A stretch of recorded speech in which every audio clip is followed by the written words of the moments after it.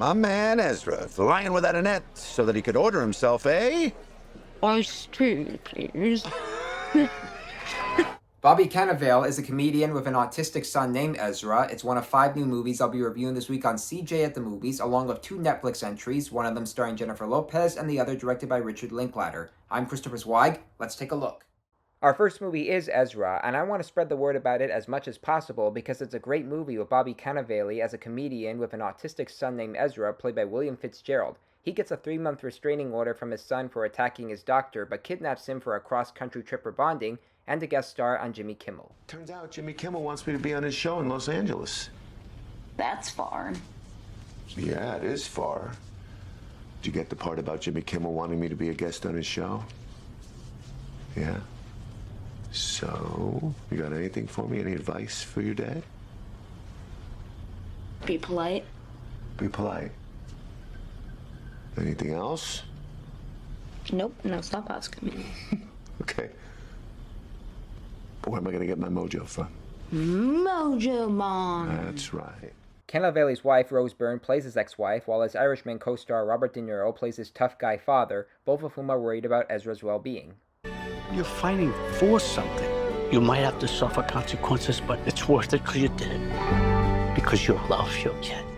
Ezra was directed by Tony Goldwyn and written by his friend Tony Spiridakis, whose autistic son is the inspiration for this movie, which is very funny and warm-hearted, and I could easily relate to this movie because of how my mother wouldn't let anyone belittle me for my condition, and it also serves as a personality check for Cannavale and De Niro's characters. They're at each other's faults for their behaviors, and maybe having an autistic son could help bring out their best and worst qualities. This is one of the best films of the year, and so far I think it's underappreciated. Don't miss it.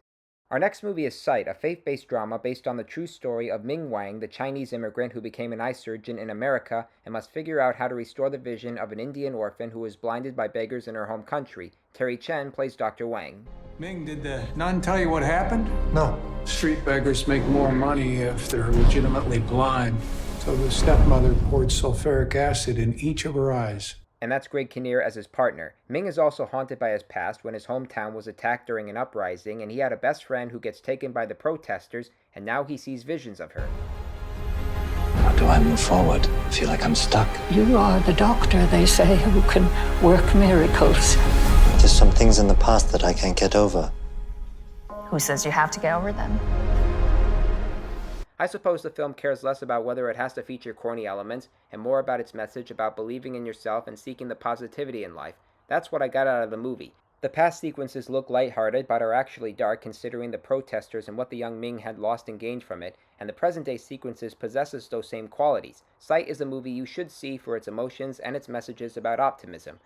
Next up, Hitman, which reunites director Richard Linklater and Glen Powell from Everybody Wants Some. This time they both write the screenplay, which is based on a true story on a college professor who poses as a hitman so the police can arrest those ordering the hits on their potential victims. Powell turns into a pro, much to his surprise.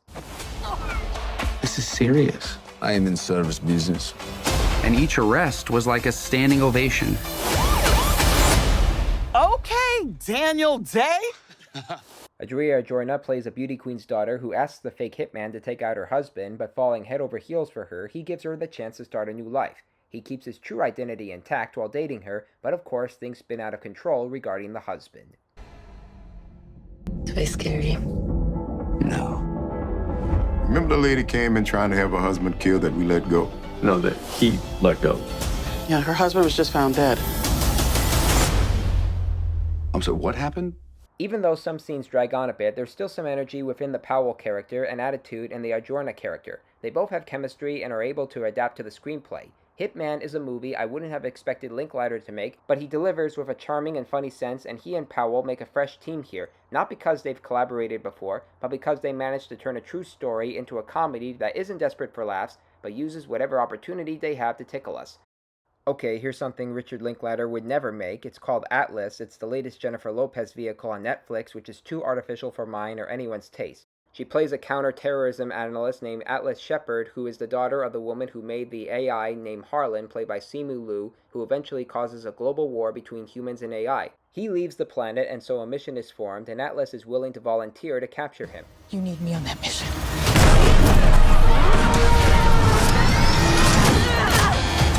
What do I do? Stop it!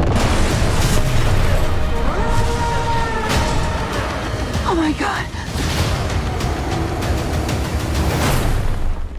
When their ship gets attacked, she ends up in one of the robotic suits with a computer-programmed Smith guiding her through a desolate planet she crash lands on and driving her crazy with all the protocols he or it must follow. What are you then? I am a computer program named Smith. No one likes a smartass Smith. Atlas was directed by Brad Peyton, who last made the awful 8 movie Rampage. His new movie has Lopez given a likable performance in the way she represents her dislikes for Smith's protocols. I know how she feels in a sense, but outside that, you have a number of poor CGI effects and sometimes bad editing. It's the kind of sci-fi movie that you don't care about, and even with all the action sequences, you're easily distracted by something better you're reading or surfing on the web. And our last movie is another robot feature, but a better one than Atlas. It's called Robot Dreams, which was in the Oscars Best Animated Feature category and is a delightful film in the independent circuit. It's based on a comic about a lonely New York dog who orders a robot friend in the mail and teaches him about the joys of life.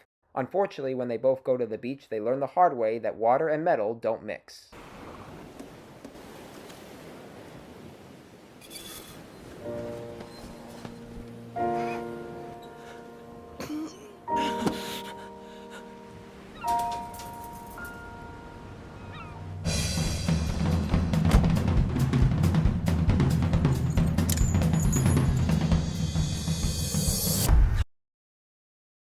Robot Dreams requires no dialogue like in the 2007 comic, but rather the qualities and difficulties in life, about love and loss, old friends and new friends, time after time. It's a movie that requires no CGI to represent how cartoons can be free from the ordinary laws of time and space, but could also serve as a reflection on how life doesn't require a screenplay to tell a story. This is a movie that is especially perfect for both kids and adults who can relate to these elements.